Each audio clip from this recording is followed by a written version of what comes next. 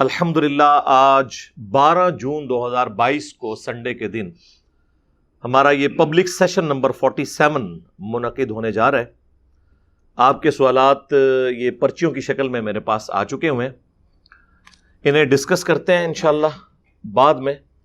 پہلے اس ویک میں ایک کرنٹ ایشو کے طور پر ایک ورلڈ لیول کے اوپر ایشو سامنے آیا ہے، اور ایشو تو تھوڑا سا پرانا تھا لیکن اب اسے ہوا ملی ہے۔ مئی کے آخری ہفتے میں ایک ٹی وی پروگرام میں لائیو شو کے اندر ہمارے جو پڑوسی ملک ہے انڈیا، اس میں جو حکمران جماعت ہے بی جے پی، ان کی ایک کوئی رکن ہے، انہوں نے لائیو ڈسکشن کے دوران کچھ توہین آمیز الفاظ جو ہیں وہ استعمال کیے اسلام کے حوالے سے اور پیغمبر اسلام کے حوالے سے صلی اللہ علیہ وآلہ وسلم۔ یہ واقعہ 26 مئی 2022 کو ہوا۔ کچھ لوکل لیول کے اوپر احتجاج ہوئے لیکن کوئی اس کو پذیرائی نہیں ملی۔ پھر اچانک سے جون کے دوسرے ہفتے میں دوبارہ سے ایک لہر اٹھی اور پوری دنیا کے اندر آپ کو پتہ ہے احتجاج ہوا۔ اور حیران کن بات ہے کہ عرب ممالک جو آج تک انڈیا کے سامنے جھکے ہوئے تھے اپنی تجارت کی وجہ سے، ظاہر ہے وہ سستی اجناس ان سے لیتے ہیں۔ مور دین $85 بلین کی ٹریڈ ہے انڈیا کی ان عرب ملکوں کے ساتھ، سعودی عرب ہو گیا، UAE اور باقی قطر وغیرہ، اور ظاہر ہے وہ سستی چیزیں انہیں مل جاتی ہیں۔ دنیا میں رہنے کے قابل جو جگہیں ہیں ان میں ٹاپ آف لسٹ ہمارا یہ سب کانٹیننٹ کا ایریا ہے۔ دنیا میں سب سے امیر علاقہ یہ ہوا کرتا تھا جب تک انگریز یہاں نہیں آئے تھے، اور اس کے بعد پھر آپ کو پتہ ہے ڈاؤن فال شروع ہو گیا چونکہ ٹیکنالوجی کی دنیا ہے۔ خیر، یہ جتنے عرب ممالک ہیں آپ نے دیکھا ہوگا پہلے جب کبھی بھی کوئی گستاخانہ ایشوز ہوتے ہیں فرانس کے حوالے سے، یورپ کے حوالے سے، ان کی ہمیشہ یا تو سٹیٹمنٹ آتی نہیں ہے یا ہلکی سی کو ڈھیلی سٹیٹمنٹ آتی ہے، بس اس سے زیادہ آگے یہ جاتے ہی نہیں ہیں۔ محاذ کھڑا نہیں کرتے، نہ ان ملکوں کو کوئی خطوط لکھتے ہیں، وہ نہ کہتے ہیں ہم آپ کی پروڈکٹس کا بائیکاٹ کر دیں گے۔ انڈیا نے ایسا آخر کون سا ظلم کر دیا تھا جو اس سے پہلے دوسرے ملکوں نے نہیں کیا ہوا تھا؟ تو یہ مسلمانوں کو سوچنا چاہیے نا کہ گل وچ کوئی اور ہے۔ ہاں جی، گل وچ کوئی اور یہ ہے، بیسیکلی یہ انٹرنیشنل پالیٹکس ہے، جس کی جلسوں میں عمران خان صاحب مثالیں دیا کرتے تھے نا کہ انڈیا کو دیکھو آزاد پالیسی ہے، وہ رشیا سے بھی لے رہا ہے، امریکہ سے بھی اس کے اچھے تعلقات ہیں۔ تو میرے خیال ہے اب انڈیا کو بھی پتہ چل گیا ہوگا اور عمران خان صاحب کو بھی پتہ چل گیا ہوگا کہ وہ جب چاہیں جس کی چاہیں گچی مروڑ دیتے ہیں، جو دنیا میں سپر پاور ہے اور ڈیزرو کرتے ہیں۔ ظاہر انہوں نے یہ منصب ارن کیا ہے، جب ارن کیا ہے تو ان کا آرڈر چلے گا، ورلڈ آرڈر ایک نیچرل چیز ہے۔ یہ یعنی کہ میں فخر سے نہیں کہہ رہا، یہ دکھ ہے لیکن یہ ریالٹی ہے، اسے ایکسیپٹ کرنا چاہیے۔ اور یہ وہ ریالٹی ہے جو جب ایک مذہبی جماعت کے دھرنے عمران خان صاحب کی حکومت میں جاری تھے تو اس وقت جو انہوں نے قوم سے آ کے خطاب کیا تھا کہ اگر ہم فرانس کے سفیر کو نکال دیں گے تو ہماری میجر تجارت تو یورپین یونین کے ساتھ ہے اور امریکہ کے ساتھ ہے، اور یہ سارے ایک دوسرے کے کہنے میں ہیں تو ہمارا نقصان ہو جائے گا، لہٰذا ہم یہ کام نہیں کر سکتے، ہمیں مجبور نہ کریں۔ لیکن یہی باتیں جب یہ رشیا کی طرف ہاتھ بڑھا رہے تھے تو انہیں پتہ تھی کہ یہ پریکٹیکلی یہ بھی پاسبل نہیں ہوگا۔ وہی ہوا ہے۔ عرب ملک جو ہیں وہ آپ کو پتہ ہے غلام ہیں، اوریجنل والے غلام ان کے، جن کی رشیا کے ساتھ نہیں بنتی۔ تو انہوں نے پھر ان کو ہلہ شہری دی کہ ہاں جی اب آیا ہے انڈیا قابو میں، تو آپ لوگ آفیشل سٹیٹمنٹس دیں۔ یہ جو میں آپ کو بتا رہا ہوں یہ ریئل ٹائم اوریجنل ڈیٹا ہے۔ ہم چونکہ صرف لوکل اپنی خبریں سن رہے ہوتے ہیں، ورلڈ پالیٹکس کیا ہو رہی ہے وہ آپ کو اندازہ نہیں ہوتا۔ خیر مجھے تو اس وقت ہی اندازہ ہو گیا تھا کہ یار یہ عربیوں میں کون سا ایمان جاگ اٹھا ہے۔ ہاں، اس سے بڑے واقعات ہوئے ہیں۔ سب سے توانا آواز پوری دنیا میں دو مسلمانوں کی تھی، ایک عمران خان صاحب اور دوسرے طیب اردگان، اسلاموفوبیا کے خلاف، گستاخانہ کارٹونز کے خلاف. اس وقت یہ سارے عرب ملک سوئے پڑے ہوئے تھے. وہ جو کچھ ہو رہا تھا وہ اس سے بڑا تھا. یہ تو ایک سٹیٹمنٹ دی، اس کے بعد اس کے اوپر مقدمہ قائم ہوا، اس نے آفیشلی آ کے معافی بھی مانگ لی، وہ ہاتھ جوڑ جوڑ کے اپنی زندگی کی بھیک بھی مانگ رہی ہے. اور وہ جو سٹیٹمنٹ بھی دی اس نے وہ ریبٹل کے طور پر دی، جذبات میں آ کے. جب آپ کسی کے ریجن پر حملہ کریں گے اس کے جواب میں وہ آپ کے ریجن پہ حملہ کرے گا. کوئی آرگنائز طریقے سے یہ کام نہیں چلا تھا، ایک حادثاتی طور پہ ٹی وی ٹاک شو میں ہو گیا، اور اس کے اوپر ایکشن بھی لے لیا بی جے پی نے دباؤ میں آ کے. لیکن اس کے باوجود ابھی تک اس کو ٹھنڈا نہیں ہونے دے رہے. بیسیکلی وہ انڈیا کو اس کی اوقات میں رکھ رہے ہیں کہ تجھے بڑا شوق ہے نا رشیا کے ساتھ تجارت کرنے کا، تو تیرا شوق نکال دیتے ہیں. تجھے بڑا فخر ہے نا کہ میں نے سب کے ساتھ بنا کے رکھی ہوئی ہے، تو تجھے بتا دیتے ہیں کہ دنیا میں حکم کس کا چلتا ہے. یہ ہے پیچھے اس کے ریزن. باقی جو ریل ٹائم ادھر ہوا اس کو ذرا چنگاری ایک دکھانے کی ضرورت تھی، اور پوری دنیا میں انہوں نے یہ معاملات کھڑے کر دیے. وہ جو پروگرام کے اندر جو کچھ ہوا اور جو 3 اعتراضات اس نے اٹھائے، نمبر 1 اس نے کہا کہ جی اڑنے والے گھوڑے کا ذکر تمہاری کتابوں میں موجود ہے، یعنی نبی صلی اللہ علیہ وآلہ وسلم کا واقعہ معراج، اس کی طرف اس نے اسے ہٹ کیا اور اسے اس فزیکل ورلڈ سے جوڑتے ہوئے ایک سمجھ لیں ان سائنٹیفک فینومینا کے طور پر پیش کیا، یہ نان سائنٹیفک فینومینا کے طور پر.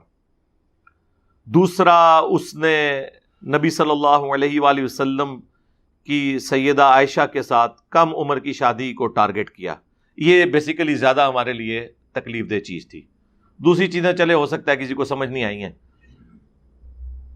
کوئی زبردستی کی شادی نہیں ہوئی ہوئی، مرضی کی شادی ہوئی ہوئی ہے، عورت بالغہ ہو چکی ہوئی ہے، اس کے بعد رخصتی ہوئی ہے، اس کے اوپر اعتراض بنتا ہی نہیں ہے. ایج ڈفرنس، کوئی کہتا ہے جی وہ 19 سال تھی، کوئی کہتا ہے جی 9 سال تھی. میں کہتا ہوں اس سے کوئی فرق نہیں پڑتا، 9 سال ہو، 19 سال ہو، 29 سال ہو، 99 ایئرز ہو.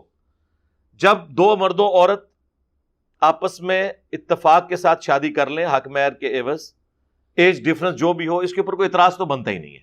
یہ کوئی زبردستی والا معاملہ ہی نہیں ہے. اس کو خیر میں بعد میں ایڈریس کرتا ہوں. اور تیسری چیز اس نے کہا کہ قرآن حکیم میں لکھا ہے کہ زمین فلیٹ ہے. ہاں ٹھیک ہے، یہ ہم بات کر سکتے ہیں کہ بھئی وہ جو فلیٹ کا معنی تم نے لیا ہے وہ وہی ہے جو علماء کرام سب کانٹیننٹ کے میرے کلپس آؤٹ آف کانٹیکسٹ کاٹ کے تو اپنا لقمہ ان کے منہ میں ڈالتے ہیں. تم نے قرآن سے جو سٹیٹمنٹ اٹھائی ہے، قرآن لٹریچر کی زبان میں بات کرتے گی ہے، وہ اس طرح کی بات ہے ہی نہیں تھی جو تم نے اس کو رنگ دیا ہے. یہ فزیکل ورڈ سے تعلق رکھتی ہے چیز، ٹھیک ہے ہم اس کا جواب دیں گے. اس کے علاوہ بھی آئے دن مسئلے اٹھاتے رہتے ہیں. کبھی سورہ توبہ کی آیات اٹھا لیتے ہیں کہ جی قرآن میں لکھا ہوا ہے کہ جی جہاں بھی کوئی کافر نظر آئے اسے قتل کر دو. اسی طریقے سے اسلام تلوار کے زور کے اوپر پھیلا ہے. اس قسم کے اعتراضات آپ سنتے رہتے ہیں. خیر اس کے اوپر گھنٹوں بولا جا سکتا ہے، لیکن فی الوقت میں اس کے اوپر آتا ہوں. پہلے تو آپ وہ سینیریو دیکھیں اس ٹی وی پروگرام کا. اس ٹی وی پروگرام کے اندر پہل جو ہے مسلمان کی جانب سے ہوئی ہے. اس کا آپ کو اندازہ ہوگا، ابھی تو ادھورے کلپ چل رہے ہیں، وہ بھی بڑی مشکل سے مجھے ایک کلپ ملا ہے، اور زیادہ تر تو انہوں نے غائب بھی کر دی ہیں سوشل میڈیا سے، خود بھی انہوں نے کٹنگ کر دی. کوئی ریئل ٹائم کسی نے ریکارڈ کر لیا تھا ٹی وی پروگرام سے، تو وہ چل رہا ہے. تو اس عورت کے آپ کو جواب کے انداز سے پتہ چل جائے گا کہ وہ ریبٹل کر رہی ہے. کیونکہ جب وہ مسلمان نے وہ بات کی تو اس نے کہا کہ اچھا آپ اگر اس طرح کی باتیں کرو گے نا تو ہم بھی یہ کہیں گے. تو یہ پہلا مجرم تو وہ مسلمان ہے جو کسی کے ریلیجن کے بارے میں اس طریقے سے لائیو ٹی وی پروگرام کے اندر آ کے بات کر رہا ہے. اور یہ بالکل کوئی قرآن و سنت کی تعلیمات نہیں ہے کہ آپ کسی کے ریلیجن کا مذاق اڑائیں، جبکہ وہ آپ کے مخالف کوئی ریلیجن ہے. ایک تو ہے کہ میں مسلمان ہوں، میرا سامنے مسلمان بیٹھا ہے، وہ کہتا ہے میں قرآن کو مانتا ہوں، میں کہتا ہوں میں قرآن کو مانتا ہوں، وہ کہتا ہے میں بخاری مسلم کو مانتا ہوں، میں کہتا ہوں میں بخاری مسلم کو مانتا ہوں. اب میں اسے قرآن سے پڑھ کے سنا رہا ہوں ایاک نعبد و ایاک نستعین، اور وہ آگے سے پڑھ کے سنا رہا ہے سن فریاد پیراں دیا پیرا میری فریاد تو سنی کان تھار کے ہو. اب جب میں اس کا مذاق اڑا رہا ہوں نا تو بیسیکلی ایک اپوزٹ ریلیجن نہیں ہے، اسے میں کہہ رہا ہوں کہ تو میرے ریلیجن کا نام لے کے میرے ریلیجن کی تعلیمات کو بگاڑ کے پیش کر رہا ہے، کسٹوڈین تو بنا ہوا ہے قرآن و سنت کا، تو یہ تو میں تجھے اجازت نہیں دوں گا کہ تو قرآن اور سنت کے مقابلے پہ بابوں کو پیش کرے. یہ مذاق اڑانا نہیں ہوگا. یہ ذرا میں آپ کو ڈفرنس بتا رہا ہوں. لیکن ونس جب اپوزٹ ریلیجن کے لوگ بیٹھے ہوتے ہیں نا، ان کے ساتھ پھر آپ نے ڈسکشن کرتے وقت ظاہر ہے کہ ان کے لیے تو نبی علیہ السلام اللہ کے پیغمبر نہیں ہے نا، اور ہمارے نزدیک ان کے ریلیجن میں خامیاں موجود ہیں، تو پھر ہمیں الفاظ کے چناؤ پر ذرا تفکر کرنا چاہیے. اور یہ قرآن حکیم کی تعلیمات ہیں. سورۃ الانعام میں اللہ تعالیٰ نے پارہ نمبر آپ 7 میں آ جائیں، پارہ نمبر 7 کی آخری صفحے کے اوپر سورۃ الانعام کی آیت نمبر 108 ہے. اعوذ باللہ من الشیطان الرجیم، بسم اللہ الرحمن الرحیم. وَلَا تَسُبُّوا الَّذِينَ يَدْعُونَ مِن دُونِ اللَّهِ،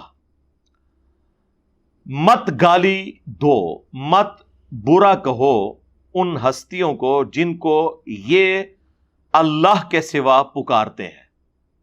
یعنی اب یہ اسپیسیفکلی مشرکین عرب کے حوالے سے یہ بات ہو رہی ہے کہ یہ جن ہستیوں کو اللہ کے سوا اپنا معبود، مشکل کشا، حاجت روا مانے ہوئے ہیں، انہیں گالی مت دو. فَيَسُبُّ اللَّهَ عَدْوًا بِغَيْرِ عِلْمٍ، پس یہ لوگ پھر اللہ کو گالی دیں گے دشمنی میں آ کر، غصے میں آ کر، بغیر علم کے. كَذَلِكَ زَيَّنَّا لِكُلِّ أُمَّةٍ عَمَلَهُمْ، بالکل اس طریقے سے ہر امت کے لیے اس کے اعمال سنوار دیے گئے ہیں. ثُمَّ إِلَىٰ رَبِّهِمْ مَرْجِعُهُمْ، پھر تمہیں لوٹ کر جانا ہے ان سب کو ان کے رب کی طرف. فَيُنَبِّئُهُمْ بِمَا كَانُوا يَعْمَلُونَ، تو پھر اللہ تعالیٰ ان کو بتا دے گا جو کچھ وہ دنیا میں اعمال کیا کرتے تھے. یعنی آخرت میں فیصلہ ہو جائے گا. اس کا یہ مطلب نہیں کہ آپ نے دعوت نہیں دینی، اس کا یہ مطلب ہے کہ آپ نے گالی گلوچ کے اوپر نہیں اترنا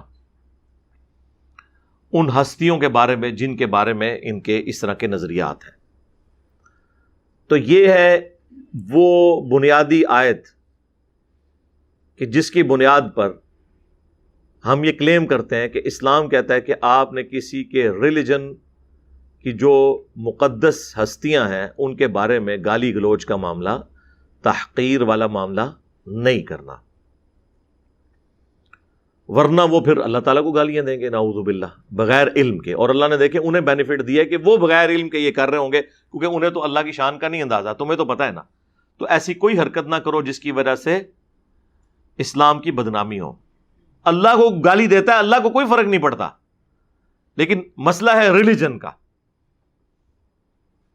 ظاہر ہے جب ریلیجن بدنام ہوتا ہے تو پھر ریلیجن کو لوگ ایکسیپٹ نہیں کریں گے تو اپنی آخرت برباد کریں گے. تو اللہ تعالیٰ تو نہیں چاہتا کہ اس کے بندے جہنم میں جائیں.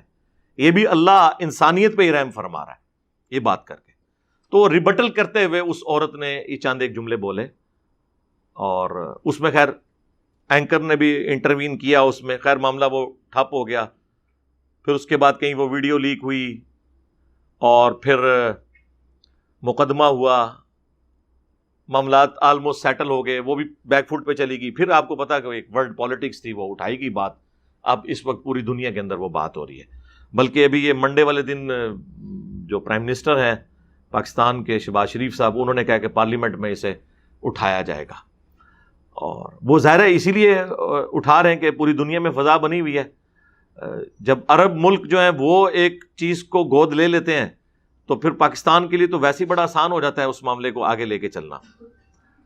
تو بیسیکلی اس کے پیچھے ریزن یہ تھی. یہ میں آپ کو اس لیے بتا رہا ہوں کہ اس طرح کے واقعات کے اوپر اس وقت جو عرب ملکوں کے سفیر ہیں یا عرب ملکوں کے جو بڑے ہیں یا ہمارے ملک کے بڑے ہیں، وہ تو بیٹھے ہوئے ہیں ایئر کنڈیشن کمروں کے اندر. مر رہا کون ہے؟ عوام. آپ نے ذرا ویڈیوز دیکھی ہیں کس طرح پٹائی کر رہے ہیں وہاں پہ مسلمانوں کی. اور مسلمانوں کو بھی یہ سمجھ نہیں آتی ہے کہ وہ احتجاج کرتے ہوئے کس لیول تک انہوں نے جانا ہے، کس لیول تک نہیں جانا. جبکہ اتنی کھر دماغ قسم کی حکومت بیٹھی ہوئی ہو، ایک مینٹل قسم کا انسان مودی جو ایک کٹر قسم کا، آرتھوڈاکس قسم کا آپ کہہ لیں یا فنڈامنٹلسٹ قسم کا ہندو ہے، اس سے آپ ایکسپیکٹ کریں گے کہ وہ مسلمانوں کے ساتھ کوئی اچھا سلوک کرے گا، وہ تو پہلے ہی بہانے ڈھونڈ رہا ہے، اس کا تو پورا ٹریک ریکارڈ جو ہے وہ اینٹی مسلم ہے. اور آپ دیکھیں وہ کس طرح پولیس والے جو ہیں وہ پٹائی کر رہے ہیں لوگوں کی اور پکڑ پکڑ کے انہیں جیلوں میں ڈال رہے ہیں. اور ہمارے ملک میں بھی خیر اس دفعہ تو بڑے آرگنائز سے احتجاج ہوئے ہیں، شکر ہے کہ کوئی بینک نہیں لوٹا گیا، کسی کی گاڑی کا شیشہ نہیں ٹوٹا، ورنہ غلامی رسول میں موت بھی قبول ہے تیری، ہاں میری نہیں، تیری، اور اے مسلمان تیری املاک. کیونکہ فرانس تک تو ہم پہنچ نہیں سکتے، انڈیا تک تو ہم پہنچ نہیں سکتے، تو جو ادھر ہیں مسلمان ان کے اوپر اپنی روح راضی کریں گے. دنیا میں کوئی مسئلہ اٹھتا ہے نا، سب سے پہلے مصیبت پڑ جاتی ہے پاکستانیوں کو اور پاکستان کے مسلمانوں کو، اس طرح کے مذہبی رویوں کے ہاتھوں. ہم تو ہمیشہ اس طرح کی نان اسٹیٹ ایکٹیویٹیز کے خلاف بولتے ہیں کہ آرگنائز طریقے سے بہرحال اس دفعہ جو ہوا ہے نا، اللہ کا شکر ہے، مجھے لگتا ہے کہ ساری مذہبی جماعتوں کے ڈنگ نکال دیے اسٹیبلشمنٹ نے، تو بڑے آرگنائز طریقے سے بڑے مہذب انداز میں احتجاج ہو رہے ہیں جس طرح کے ہونا چاہیے تھا. اب آپ نے دیکھا کہ وہ والے معاملات نہیں ہوئے جس طرح پہلے. آپ ذرا امیجن کریں نا، یہ تو سمجھ لیں روزی روٹی کھل گئی تھی پاکستان میں مولویوں کی اس واقعے کے بعد. فرانس تو اتنی دور ہے، جب پڑوسی ملک میں ہو، اور وہ پڑوسی ملک وہ جس کے خلاف ہماری ڈکلیئرڈ پالیسیز ہیں، پوری فوج کا آئین جو ہے اور ان کے حلف نامے جو ہیں وہ اس ملک کے اگینسٹ ہیں اور ان کے ہمارے اگینسٹ ہیں. یہاں تو ہر اعتبار سے حالات سازگار تھے کہ یہ 100 ٹائمز بڑا احتجاج ہوتا. یعنی اگر فرانس کے خلاف احتجاج میں 100 بینک لوٹے گئے تھے، ان کی اے ٹی ایم توڑی گئی تھی، تو یہ کم از کم 10,000 اے ٹی ایمز ٹوٹنی چاہیے تھی. وہاں پہ اگر 10,000 گاڑیوں کو آگ لگی تھی تو یہ 10 لاکھ کو لگنی چاہیے تھی. لیکن اللہ کا شکر ہے کہ بڑے مہذب انداز کے اندر احتجاج ہوا ہے. لیکن افسوس کی بات ہے، یہ جتنے اعتراضات وہ اٹھا رہے ہیں ہندو، اس کا جواب دینے کے لیے بھی کوئی مسلمان مجاہد سامنے آیا ہے، کوئی علمی طریقے سے ان چیزوں کو ایڈریس کرے کہ ہاں جی یہ جو آپ نے اعتراض اٹھایا یہ اس طرح نہیں، یہ یوں ہے، یہ بات جو آپ نے یوں سمجھی ہے یہ یوں نہیں، یہ یوں ہے. ایک کام کو نہیں نہ گلوڑے. یہ ایک دوسرے کے خلاف کلپ بنا سکتے ہیں، ایک دوسرے کو گالیاں دے سکتے ہیں، علمی طریقے سے جو کافروں کے اٹھائے ہوئے اعتراضات ہیں ان کے جوابات نہیں دے سکتے. اس کی وجہ سے اب آپ دیکھیں کہ سوشل میڈیا کے اوپر اب اس وقت وہ گستاخی تو اپنی جگہ ڈسکس ہو رہی ہے. جو پڑھا لکھا طبقہ ہے نا، وہ پتہ کیا ڈسکس کر رہا ہے کہ جی یہ کیا واقعی قرآن میں لکھا ہوا ہے زمین فلیٹ ہے؟ وہ تو یہ سوچ رہے ہیں. پھر وہ جب قرآن کی آیات کھول کے پڑھیں گے اور آگے سے ترجمے میں تفصیلات نہیں لکھی ہوئی ہوں گی، الٹا اعلیٰ حضرت کی کتاب ہوگی کہ زمین ساکن ہے. ہاں، اور عرب ملکوں کے مفتیوں کے فتوے ہوں گے کہ جو یہ کہے کہ زمین ساکن نہیں ہے وہ مسلمان ہی نہیں ہے. اس قسم کی باتیں آپ کریں گے. یہ پرانے فتوے ہیں ان کے، رکھے ہوئے گوگل کے اوپر آپ کو مل جائیں گے.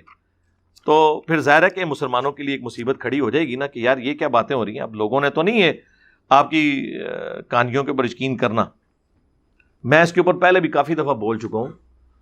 زمین ساکن ہے میری ویڈیو آپ دیکھ لیں، قرآن ورسز ماڈرن سائنس وہ آپ میری ویڈیو دیکھ لیں، اور کافی ساری اس حوالے سے ویڈیوز ہیں جس میں نے اوورال مقدمہ کلیئر کیا ہے.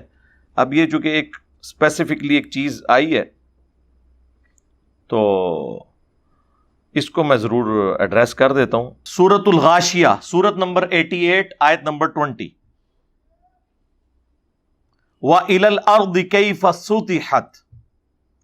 جو اللہ تعالیٰ نے، جو عرب کے لوگ، چونکہ ان کی آبزرویشن یہی ہوتی تھی نا، ریگستان میں جب آپ جا رہے ہوں تو آپ کو کیا نظر آتا ہے؟ ایک اونٹ ہے جس پہ آپ بیٹھے ہوئے ہیں، ریگستان ہے جس میں آپ سفر کر رہے ہیں، یا دور دور آپ کو جو پہاڑ نظر آ رہے ہیں نا. یہ عرب کی جو کامن آبزرویشن تھی نا فزیکل فینومینا آف نیچر کی، تو اللہ تعالیٰ نے اس کی طرف توجہ دلا کر تو اپنا تعارف کروایا. افلا ينظرون الى الابل كيف خلقت. کیا انہوں نے نہیں دیکھا کہ ہم نے اونٹ کو کیسا تخلیق کیا ہے؟ یونیک جانور ہے جی اونٹ. 1 مہینے تک بغیر پانی پیے ٹریول کر سکتا ہے، پانی سٹور کر لیتا ہے اپنے اندر. ریگستان کا جہاز کہا جاتا ہے اسے. یہ ڈیزائن ہے ریگستان میں سفر کرنے کے لیے. گھوڑے تو مر جائیں، وہ تو سفر کر ہی نہیں سکتے، بغیر پانی کے کیسے سفر کریں گے؟ پھر اس کے پاؤں ایسے ڈیزائن ہوئے میں، سخت جانور ہے. وَإِلَى السَّمَاءِ كَيْفَ رُفِعَتْ، اور آسمان کی طرف دیکھا کہ کیسا اس کو بلند کیا. وَإِلَى الْجِبَالِ كَيْفَ نُصِبَتْ، اور پہاڑوں کی طرف دیکھا کیسے گاڑے ہیں اللہ نے زمین میں. یہی وہ آبزرویشن ہے نا، آسمان، زمین، پہاڑ، اونٹ، یہ 4 آبزرویشن تھی ان کی. وَإِلَى الْأَرْضِ كَيْفَ سُطِحَتْ، یہ وہ آیت نمبر 20 جو بی جے پی کی وہ جو خاتون تھی، انہوں نے یہ کہا کہ جی وہ 88-20 انہوں نے یہ بولا تھا، یعنی چیپٹر نمبر 88 سورۃ الغاشیہ آیت نمبر 20.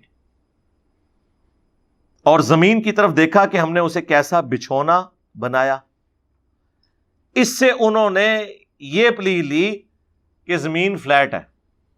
یہ تو اسی طریقے سے ہے کہ میں آج کے اس ماڈرن دور میں جتنی سڑکیں بنتی ہیں، موٹر وے یا ایون جہازوں کے رن وے بن رہے ہوتے ہیں، تو اس کو فلیٹ بنایا جاتا ہے.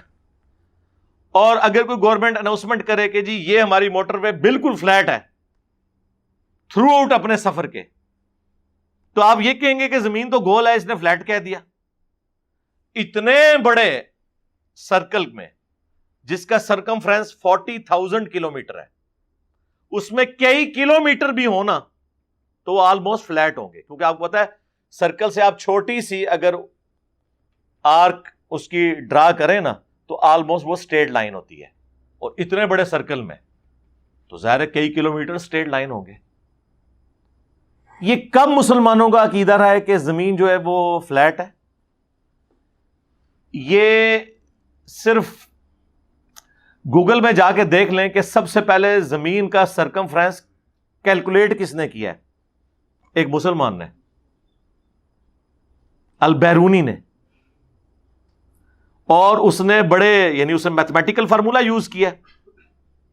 2 پہاڑ اس نے کنسیڈر کیے اونچے، اور پھر وہ اتنی دور سفر کرتا رہا کہ وہ نظروں سے اوجل ہو گئے، یعنی وہ زمین کی کرویچر ایسی آ گئی. پھر اس کا اس نے اینگل ڈرا کیا، اس سے اس نے وہ اتنی کرو کیلکولیٹ کی اور اس کی ڈگریز نکالی، اور آپ کو پتا ہے 360 ڈگری ہوتی ہے. تو اگر اتنی ڈگری میں اتنا فاصلہ بن رہا ہے تو 360 ڈگری پوری کرنے میں اس نے آلموسٹ کوئی 37-38 ہزار کلومیٹر کے قریب نکالا تھا سرکمفرنس زمین کا. باقاعدہ اسے عباسی خلیفہ نے انعام دیا تھا اس کے اوپر. ہمارے سب کانٹیننٹ سے بھی وہ ہو کے گیا ہے. بہت بڑا میتھمیٹیشین بھی تھا اور وہ ہسٹورین بھی تھا. تو ورنہ تو ہونا چاہیے تھا اسے خلیفہ وقت جو ہے وہ پھانسی دے دیتا کہ تو نے زمین کو گول ثابت کر دیا، قرآن میں تو لکھا ہے فلیٹ. اور خلیفہ بھی وہی نہیں کہ وہ پنجابی خلیفہ تھا، عربی جاننے والے تھے، قرآن جاننے والے تھے. وہ دنیاوی طور پہ وہ جتنے بھی سخت گیر بادشاہ تھے، لیکن اس وقت سکولنگ کی تعلیم یہی ہوتی تھی کہ تمام بادشاہوں نے قرآن کا علم حاصل کیا ہوتا تھا، حدیث کا علم حاصل کیا ہوتا تھا، مدرسوں سے تعلیم حاصل کی ہوئی ہوتی تھی. مدرسے یہ والے نہیں، یعنی وہ کسی استاد کے ساتھ اٹیچ ہو جاتے تھے، وہی اس کو سارے سبجیکٹ سکھاتا تھا. اور پھر استاد جہاں ٹریول کرتا تھا وہ اپنے اسٹوڈنٹ 8-10 سال لے کے جاتا تھا. یہ سٹائل تھا اس وقت. تو یہ تو اندازہ لگا لیں ان لوگوں کا کہ اگر قرآن کی آیت کا یہی مطلب مسلمانوں نے لیا ہوتا تو جب مسلمان سپر پاور تھے تو زمین گول کہنے والوں کو قتل کر کے رکھ دیتے. ایسا ہے ہی نہیں ہے. قرآن لٹریچر کی زبان میں بات کرتا ہے، اور جب قرآن بچھونے کی بات کر رہا ہے تو اس سے مراد سٹیبلٹی اور چلنے کے لیے. ظاہر ہے کہ جتنے ایریے میں ہم چل رہے ہوتے ہیں اس میں تو وہ اسٹریٹ لائن کے طور پر، ایک اسٹریٹ زمین کے طور پر اویلیبل ہوتی ہے ہمارے پاس چلنے کے لیے. آج بھی امریکہ کے اخباروں میں یا ان کی خبروں میں سن رائز اور سن سیٹ آتا ہے. تو کیا ہم امریکہ کا مذاق اڑائیں گے کہ سورج تو غروب ہی نہیں ہوتا، تو یہ آپ نے کیوں لکھا ہے سن رائز اور سن سیٹ؟ تو وہ آپ کو سمجھائیں گے اور کہیں گے رکو ذرا، صبر کرو. ہم لٹریچر کی زبان میں اور کامن بندے کی آبزرویشن میں بات کر رہے ہیں کہ سورج نکلا اور سورج غروب ہوا. ویسے تو سورج نہ نکلتا ہے نہ غروب ہوتا ہے، وہ تو ود رسپیکٹ ٹو زمین ہے، اس کی جو موشن ہے، جو پورا سولر سسٹم ہے، جو اس ارتھ کی اپنی روٹیشن ہے اپنے ایکسس کے اباؤٹ ہر سیکنڈ کے اندر آدھا کلومیٹر. اور پھر جو سورج کے گرد رفتار ہے اور پھر پورے نظام شمسی کی جو رفتاریں ہیں وہ آپ میری ویڈیو دیکھ لیں فرام کریشن ٹو کریٹر، تو وہ ساری چیزیں انہوں نے اس میں کیلکولیشن جو میں نے بتائی ہیں وہ پوری انہوں نے ڈسپلے کر کے بتائی ہیں. تو لٹریچر کی زبان میں بات ہو رہی ہوتی ہے. قرآن سائنس کی کتاب نہیں ہے، یہ لٹریچر کی بک ہے. سائنٹیفک فیکٹس بیان ہوئے ہیں لیکن وہ سائنس کی زبان میں نہیں بیان ہوئے، وہ ایک کامن بندے کی آبزرویشن کے پوائنٹ آف ویو سے. وہ اکثر کہہ رہے ہوتے ہیں جی سورۃ الکہف میں لکھا ہے کہ وہ ذوالقرنین بادشاہ نے سورج کو ایک کیچڑ میں غروب ہوتے ہوئے پایا. یار وہ آپ سمندر کے کنارے جائیں تو آپ ایک کامن آبزرویشن تو یہی ہے نا کہ سمندر کے اندر وہ غروب ہوتے ہوئے پایا، ایگزیکٹلی ہو تو نہیں رہا ہوتا. تو یہ کامن آبزرویشن ہوتی ہے جس کا بیان ہو رہا ہوتا ہے. اس کے لیے قرآن ورسز ماڈرن سائنس میری ایک ویڈیو ہے. میں نے جب ایک ہندو بھائی نے مجھ سے سوال کیا تھا کہ قرآن میں آیا کہ کیا کافروں نے نہیں دیکھا سورہ الانبیاء کی آیت نمبر 30 کہ زمین و آسمان ملے ہوئے تھے، ہم نے انہیں پھاڑ کر جدا کیا اور ہر زندہ چیز کو پانی سے پیدا کیا. تو کہتے ہیں میں کافر ہوں، میں نے تو نہیں دیکھا، تو یہ اللہ کیوں کہہ رہا ہے؟ تو ہم نے بتایا تھا یہ لٹریچر کی زبان میں بات ہو رہی ہے، نہ کہ یہ ہے کہ فزیکلی تمہیں وہ منظر دکھایا گیا. وہ آپ تفصیلی ویڈیو میری دیکھ لیں. اور ماشاءاللہ وہ سیٹسفائی ہو گئے تھے بھائی، اس کے بعد انہوں نے ریبٹل نہیں کیا. تو اس طرح قرآن پاک میں جو اس طرح کی باتیں آتی، اس طرح انہوں نے ذکر کیا جی وہ اڑنے والے گھوڑے. بھائی نبی علیہ السلام نے یا قرآن میں تو خیر ذکر ہی نہیں ہے کسی گھوڑے کا اڑنے کے اعتبار سے. وہ احادیث کے اندر آیا ہے بخاری مسلم میں کہ براق پیش کی گئی، ایک گھوڑا تھا، گھوڑے سے چھوٹے سائز کا، ایک علیحدہ سے اللہ تعالیٰ کی طرف سے ایک جنتی سواری آئی تھی اور اس کا پہلا قدم وہاں پڑتا تھا جہاں نگاہ پڑتی تھی. تو وہ اللہ تعالیٰ نے کوئی سواری نبی علیہ السلام کے لیے بھیجی، وہ اس فزیکل ورلڈ کی چیز ہی نہیں تھی. ورنہ تو اس زمانے میں کوئی ایسی سواری تو ہے ہی نہیں تھی کہ آپ 40 دن کا جو پیدل سفر ہے وہ راتوں رات طے کریں، وہاں آپ نماز بھی پڑھائیں، بیت المقدس میں واپس بھی آ جائیں. یہ سب کچھ معجزانہ طریقے سے ہوا. اس کا تعلق اس فزیکل ورلڈ کے ساتھ نہیں ہے.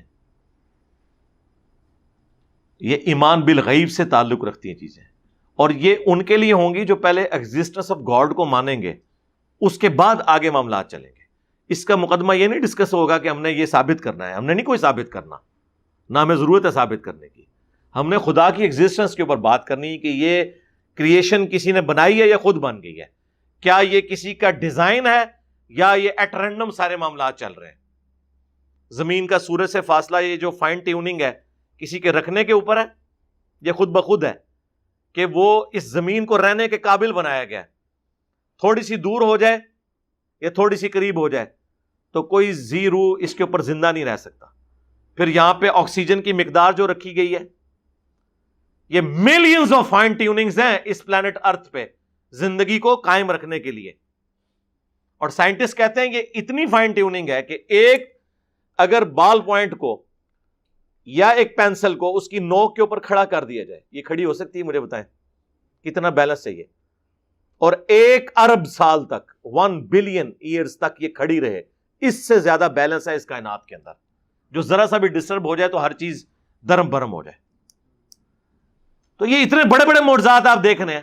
میں کہتا ہوں جی کسی ایسے گھوڑے پہ سواری کرنا جو اڑتا ہے، یہ چھوٹا معجزہ ہے. اور انڈے میں سے چوزا نکلنا یہ بڑا معجزہ ہے. اور بیج میں سے 6 ارب گنا بڑا درخت نکلنا یہ اس سے بڑا معجزہ ہے. لیکن یہ وہ فزیکل فینامنا ہے جس کے ہم عادی ہو چکے ہیں، اس لیے ہمیں یہ معجزہ فیل نہیں ہوتا. وہ تو بہت چھوٹی چیز ہے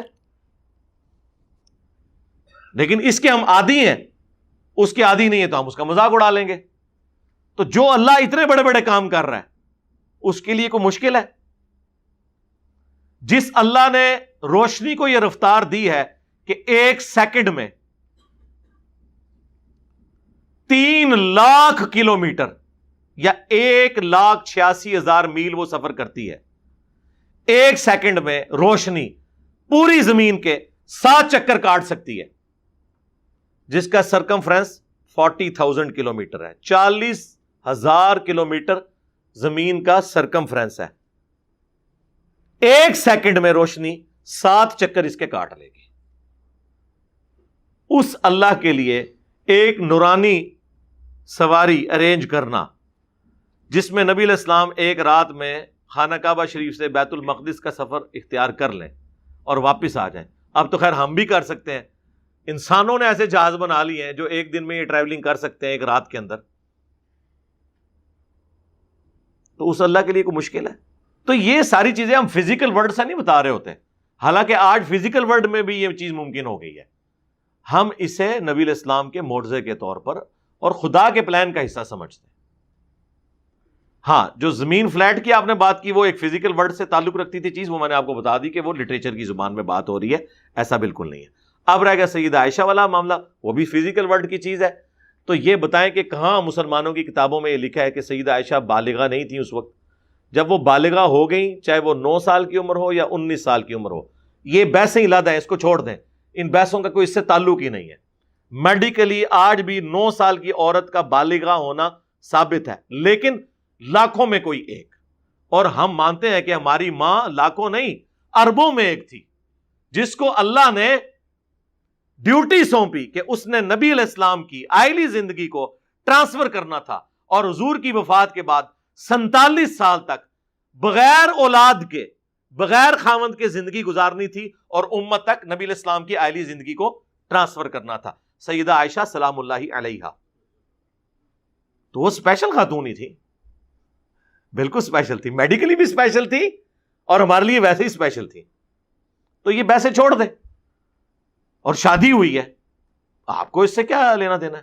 پھر کہتے ہیں جی آپ اپنی بچی دیں گے، جی دنیا میں کون بدبخت ہوگا جسے یہ پتا ہو کہ یہ شخص اللہ کا نمائندہ ہے دنیا میں، اور وہ اپنی بیٹی اسے دینے کے لیے تیار نہ ہو جائے، اور اس بیٹی نے امت کی ماں بننا ہو اور جنت میں رسول اللہ کی بیوی بننا ہو۔ یار آپ لوگ تو پولیٹیکل خاندانوں کے ساتھ، دنیا میں جو طاقتور حلقے ہیں ان کے ساتھ رشتہ داریاں بنانے کا سوچتے ہیں، جو کائنات کے پلان کا مالک ہے، اس کی جو محبوب ہستی ہے، اس کے ساتھ رشتہ داری کا کوئی نہیں سوچے گا۔ سیدنا عمر نے ویسے ہی مولا علی سے ان کی بچی کا رشتہ مانگ لیا تھا، انہیں کیا جنت کی بشارت نہیں ملی ہوئی تھی؟ لیکن انہوں نے کہا کہ میری خواہش ہے کہ میری رسول اللہ کے خاندان کے ساتھ رشتہ داری ہو جائے، اور پھر سیدنا علی نے اپنی بیٹی کا نکاح ان سے کیا۔ تو آپ یہ سارے کے سارے وہ معاملات ہیں جو اس کے ساتھ تعلق رکھتے ہیں، انہیں اس کی امپورٹنس کا پتہ ہے، یہ کوئی اعتراض بنتا ہی نہیں تھا۔ اسی طریقے سے اسلام میں لکھا ہوا ہے قرآن کے اندر کہ جی جو بھی کافر نظر آئے اسے قتل کر دو۔ سرکار ہم آپ سے کہیں گے رکو ذرا، صبر کرو، کہاں لکھا ہوا ہے؟ اس کے آگے پیچھے پڑھو، سورہ التوبہ کھول کر دیکھو، وہ تو سراپا رحمت ہے، اللہ کے غضب بھی اس میں بیان ہوا، لیکن وہ سراپا رحمت ہے کہ اس غضب کی حالت میں بھی کہا گیا ہے کہ اب بھی اگر کوئی امن مانگتا ہے اسے امن دو، تاکہ وہ قرآن سنے اور اللہ کی طرف رجوع لے آئے۔ مسلمانوں اور کافروں کی ایک پیس ٹریٹی تھی جس میں ڈیسائیڈ ہوا تھا کہ جب یہ ٹریٹی ٹوٹے گی تو اس کے بعد کوئی اس کو پھر فالو نہیں کرے گا، اور وہ کافروں نے ٹریٹی توڑی تھی۔ جب کافروں نے وہ ٹریٹی توڑ دی، اس کے بعد وہ ایکٹیویٹی پرفارم کی گئی کہ اس زمانے میں جن لوگوں نے یہ بد عہدی کی تھی، اور بد عہدی کی سزا اس زمانے میں یہ مانی جاتی تھی، اس کے اگینسٹ یہ ساری باتیں ہوئی ہوئی ہیں، نہ کہ یہ ہے کہ جو بھی کافر نظر آئے۔ یار مسلمانوں نے 300 سال یہاں حکومت کی ہے، آج بھی 50% سے زیادہ، بہت محتاط اندازہ لگا لیں، ورنہ میرے نزدیک تو 70% سے زیادہ اس وقت بھی سب کانٹیننٹ میں کافر ہیں۔ تو اگر تلوار کے زور پہ آپ کو مسلمان بنانا ہوتا تو مسلمان بنا نہ لیتے۔ میرا تعلق تو ویسے ہی مغلیہ خاندان سے ہے، اور ہمارے بڑوں نے حکومت کی ہے یہاں پہ، ہم ان کی حکومت کو مسلمان حکومت سمجھتے ہیں، اسلامی حکومت نہیں سمجھتے۔ جتنے ان کا یہاں پہ زور تھا، تلوار کی نوک کے اوپر سب کو کلمہ نہیں پڑھا سکتے تھے، نہیں پڑھایا۔ دوسری طرف ضرور غلو کر لیا جلال الدین اکبر نے کہ اس نے ہندو عورتوں سے بھی شادیاں کی ہوئی تھی۔ مسلمان ہمیشہ مائنورٹی میں رہے یہاں پہ، لیکن پھر بھی حکومت میں رہے، اس کے باوجود انہوں نے کبھی تلوار کے زور پہ لوگوں کو مسلمان نہیں کیا۔ لہٰذا یہ بالکل، البتہ جو شروع میں اسلام پھیلا رومنز اور پرشین کے خلاف، تو ظاہر ہے وہ بدماش حکومتیں تھیں، استحصال کرتی تھیں عوام الناس کا۔ وہ عوام الناس نے خود مسلمانوں کو ویلکم کیا جب ان کے ظالم حکمرانوں سے مسلمانوں نے نجات دلائی ان کو، اور وہ اللہ تعالیٰ کے پلان کا حصہ تھا کہ دنیا کو فریڈم آف ایکسپریشن دینا ہے۔ اسلام دور جدید کا خالق ہے۔ آپ کے انڈیا ہی کے تو اسکالر ہیں وحید الدین خان صاحب، جن کو سب سے بڑے ایوارڈ انڈین گورنمنٹ نے دیے ہوئے ہیں. اور جو آپ کے پرائم منسٹر مودی ہیں وہ تو بڑی عزت کرتے ہیں ان کی. پچھلے دنوں جو کورونا میں فوت ہوئے ہیں 90+ ایج کے اندر, ان کی آپ کتاب پڑھ لیں, چھوٹی سی کتاب ہے, اسلام دور جدید کا خالق, کہ اس دور جدید میں فریڈم آف ایکسپریشن اسلام نے دیا ہے. پہلے جو بادشاہ کا دین ہوتا تھا وہی رعایا کا دین ہوتا تھا. اسلام نے پہلی دفعہ یہ اجازت دی کہ رعایا اور بادشاہ کا دین مختلف ہو سکتا ہے, ورنہ رومنز جب تک بت پرست تھے پوری رومن امپائر بت پرست تھی. جب کانسٹنٹائن 2 نے کرسچینٹی اڈاپٹ کر لی, یا اس زمانے کا آپ کہہ لیں وہ اسلام تھا, تو پوری رعایا جو ہے اس کو اسلام قبول کرنا پڑا, کرسچینٹی قبول کرنی پڑی. لیکن کیا سیدنا عمر نے جب پرشین اور رومن امپائر گرائی ہے تو کیا انہیں تلوار کی زور کے اوپر کہا کہ مسلمان ہو جاؤ؟ آج بھی 1.5 کروڑ عربی ایسے ہیں جو بائی برتھ کرسچن ہیں. 1.5 کروڑ, 150 لاکھ, 15 ملین. ورنہ عرب ملکوں میں تو کوئی نہیں بچنا چاہیے تھا. اور ان 1400 سالوں میں عرب میں کبھی غیر مسلم کی حکومت نہیں رہی ہے, ایٹ لیسٹ حرمین کی سرزمین کے اوپر. ایون جن زمانوں میں تاتاریوں کا زور تھا اس زمانے میں بھی اللہ تعالیٰ نے اسپیشل پروٹیکشن کی ہے عرب ملک کی, اور وہاں پہ ان کا فتنہ نہیں پہنچ سکا منگولوں کا. لیکن اس زمانے میں کیا کسی نے سوچا ہوگا کہ بعد میں اسلام کے سب سے بڑے مجاہد ہی منگول بن جائیں گے؟ مغل, ہاں منگول جو ہیں, عربی میں گاف نہیں ہوتی, تو یہ منگول کو مغل کہتے تھے عربک لوگ جو تھے. یہ مغل لفظ عربیوں نے دیا ان کو, تو وہ اس کی جگہ غین لگا دی, منگول مغل. تو دیکھ لیں اللہ تعالیٰ نے چن لیا, وہ اللہ کی مرضی ہے جسے چن لے. کعبے کو مل گئے پاسباں صنم خانے سے, اس وقت بھی ملے, آج بھی ملے. آج الحمدللہ اسلام کا لیڈنگ پلیٹ فارم ہمارا یہ پلیٹ فارم ہے. وہ تو اللہ کی مرضی ہے کہ کسی کو کہاں سے اٹھا کے اور کہاں پہ بٹھا دے, یہ اس کی مرضی ہے. تو خدا کے لیے اس چیز کو سمجھیں, اسلام تلوار کے زور پہ نہیں. انیشلی بدماشوں کو اکھاڑنے کے لیے تلوار کی ضرورت پڑی, لیکن وہ اخلاق سے ہی پھر پھیلا. یہاں تک کہ یہ ہماری کتاب میں لکھا ہے, لا اکراہ فی الدین قد تبین الرشد من الغی. دین قبول کرنے کے حوالے سے کوئی جبر نہیں ہے. اللہ تعالیٰ نے ہدایت کو گمراہی سے الگ کر کے واضح کر دیا. اب جس کی مرضی ہے قبول کر لے, جس کی مرضی قبول نہ کرے. لیکن ونس جب قبول کرے گا پھر اللہ تعالیٰ کی طرف سے اس کے اوپر اوبلیگیشنز ہیں کہ اس نے 5 وقت نماز پڑھنی ہے, زکوٰۃ دینی ہے, استطاعت ہو تو اللہ کی راہ میں حج کرنا ہے, اور سال میں 1 دفعہ رمضان کے مہینے کے روزے رکھنے ہیں. یہ وہ 5 چیزیں جو بخاری مسلم میں ہے کہ اسلام کی بنیاد ہے. کلمہ اور اس کے بعد یہ 4 اعمال, نماز, زکوٰۃ, حج اور رمضان کے روزے. لیکن یہ اس کے لیے ہے جو مسلمان ہو جائے. جو مسلمان نہیں ہوا, کافر مرنا چاہتا ہے, اس کی مرضی ہے, مر جائے. آخرت میں پھر اللہ تعالیٰ کا ڈیوائن جو قانون ہے وہ اس کے اوپر لگے گا. دنیا میں چرچ بنانے کی اجازت بھی ہے, مندر بنانے کی اجازت بھی ہے, گردوارے بنانے کی اجازت بھی ہے, اور مساجد بھی بنے. آپ کو مذہبی آزادی ہے. الٹا مسلمانوں کو یہ حکم دیا گیا کہ آپ نے جو ٹیکس لیتے ہیں کافروں سے, وہ خیر مسلمان بھی دے رہے ہوتے ہیں زکوٰۃ کی شکل میں, اب تو خیر زکوٰۃ سے بڑھ کے دے رہے ہیں. اس کے اگینسٹ جزیہ کافروں سے لیا جاتا تھا, لیکن اس کے اگینسٹ ان کی حفاظت کی جاتی تھی. حتیٰ کہ صحیح بخاری میں حدیث ہے, جس نے کسی ذمی کافر کو قتل کیا وہ جنت کی خوشبو بھی نہیں پائے گا, حالانکہ جنت کی خوشبو 40 سال کی مسافت سے آ رہی ہوگی. یعنی قیامت کا دن جو قرآن میں ہے 50,000 سال کا دن ہے, اس میں آخری 40 سال جب رہ جائیں گے تو جنت کی خوشبو آنا شروع ہو جائے گی. لیکن اس مسلمان کو جنت کی خوشبو بھی نہیں آئے گی جس نے کسی کافر کو ناحق قتل کیا, جو مسلمان ریاست کے اندر ٹیکس دے کر رہ رہا تھا. اسلام تو انسانیت کی اتنی قدر کرتا ہے. یہ تو قرآن میں آیت ہے نا, آیت نمبر 32 سورۃ المائدہ کی, کہ جس نے ایک جان کو بچایا اس نے پوری انسانیت کو بچا لیا, اور جس نے ایک جان کو ناحق قتل کیا گویا اس نے پوری انسانیت کو قتل کیا. تو اسلام کی تعلیمات ہے. تو اس قسم کی جو چیزیں وہ مشہور کر دیتے ہیں اور خام خواہ بدنام کرنے کی کوشش کرتے ہیں. تو مسلمانوں کا ایٹیچیوڈ یہ ہونا چاہیے کہ بجائے گالی گلوچ کرنے کے اور ان کے جھوٹے خداؤں کو گالیاں دینے کے علمی طریقے سے اپنا مقدمہ ان کے سامنے رکھیں. اس پہ خیر گھنٹوں بولا جا سکتا ہے، لیکن میں بس چونکہ ایک کرنٹ افیئر کے طور پہ ایک چیز چل رہی تھی، اور جو چیز ایک کرنٹ افیئر کے طور پہ ہوتی ہے میں اسے ضرور اپنے جو ویکلی پبلک سیشن ہے اس میں ٹیک اپ کرتا ہوں. صلو علی محمد و آل محمد، اللہم صلی علی محمد وعلی آل محمد و اصحاب محمد اجمعین الی یوم الدین، آمین.